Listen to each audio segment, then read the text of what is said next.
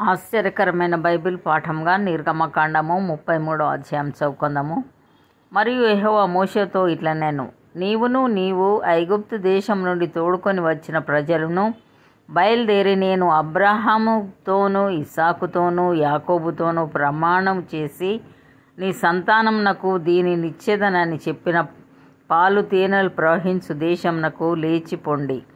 నేను నీకు ముందుగా దూతను పంపి కనానీయులను, అమోరీయులను, హిత్తీయులను, పెరిజీయులను, హివ్వీయులను, యెబూసీయులను వెళ్ళగొట్టెదను. మీరు లోబడనొల్లని ప్రజలు గనుక నేను మీతో కూడా రాను.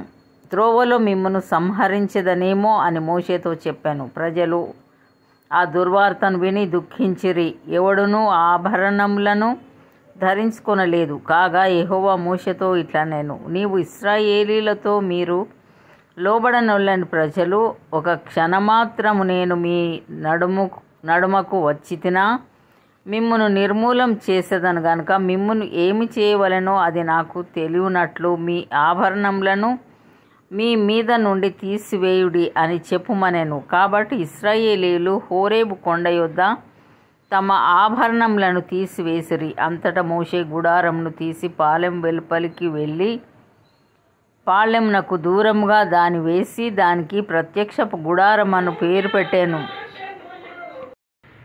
యెహోవాను వెదికిన ప్రతివాడును పాలెమునకు వెలుపలనున్న ఆ ప్రత్యక్షపు గుడారమునకు వెళ్ళుచూ వచ్చాను. మోషే ఆ గుడారమునకు వెళ్ళినప్పుడు ప్రజలందరూ లేచి ప్రతివాడు తన గుడారపు ద్వారమందు నిలిచి అతడు ఆ గుడారంలోనికి పోవు వరకు అతని వెనుక తట్టు నిదానించి చూచుచుండెను. మోషే ఆ గుడారంలోనికి పోయినప్పుడు మేఘస్తంభము దిగి ఆ గుడారపు ద్వారమందు నిలవగా యెహోవా మోషేతో మాట్లాడుచుండెను. ప్రజలందరూ ఆ మేఘస్తంభము ఆ గుడారపు ద్వారమున నిలుచుట చూచి లేచి ప్రతివాడును తన గుడారపు ద్వారమందు నమస్కారం చేయుచుండిరి. మనుష్యుడు తన స్నేహితునితో మాట్లాడునట్లు యెహోవా మోషేతో ముఖాముఖిగా మాట్లాడుచుండెను. తరువాత అతడు పాలెంలోనికి తిరిగి వచ్చుచుండెను. అతని పరిచారకుడును నూను కుమారుడు నైన యెహోషువ అను యవనస్తుడు గుడారంలో నుండి వెలుపలికి రాలేదు. మోషే యెహోవాతో ఇట్లనెను, చూడుము, ఈ ప్రజలను తోడుకొని పొమ్మని నీవు నాతో చెప్పుచున్నావు గాని నాతో ఎవరిని పంపెదవో అది నాకు తెలుపలేదు. నీ పేరును బట్టి నిన్ను ఎరిగి ఉన్నాననియు నా కటాక్షము నీకు కలిగినదనియు చెప్పితివి కదా. కాబట్టి నీ కటాక్షం నా ఎడల కలిగిన ఎడల నీ కటాక్షము నా ఎడల కలుగునట్లుగా దయచేసి నీ మార్గమును నాకు తెలుపుము. అప్పుడు నేను నిన్ను తెలుసుకొందును. చిత్తగించుము, ఈ జనము నీ ప్రజలే గదా అనెను. అందుకు ఆయన, నా సన్నిధి నీకు తోడుగా వచ్చును, నేను నీకు విశ్రాంతి కలగజేసేదనగా మోషే, నీ సన్నిధి రాని ఎడల ఇక్కడ నుండి మమ్మను తోడుకొని పోకుము. నా ఎడలను నీ ప్రజల ఎడలను నీకు కటాక్షము కలిగినదని దేని వలన తెలియబడును? నీవు మాతో వచ్చుట వలననే గదా. అట్లు మేము అనగా నేనును నీ ప్రజలను భూమి మీదనున్న సమస్త ప్రజలలో నుండి ప్రత్యేకింపబడుదుమని ఆయనతో చెప్పాను.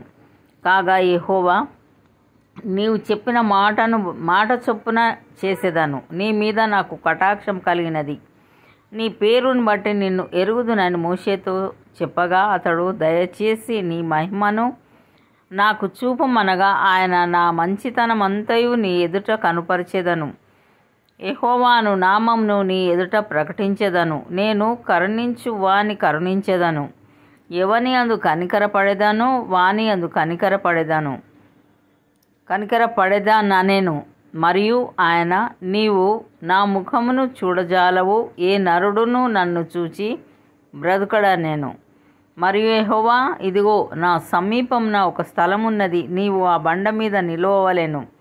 నా మహిమ నిన్ను దాటి వెళ్ళుచుండగా ఆ బండ సందులో నిన్ను ఉంచి నిన్ను దాటి వెళ్ళు వరకు నా చేతితో నిన్ను కప్పెదను. నేను నా చేయి తీసిన తర్వాత నా వెనుక పార్శ్వమును చూచెదవు, కానీ నా ముఖము నీకు కనబడదని మోషేతో చెప్పాను.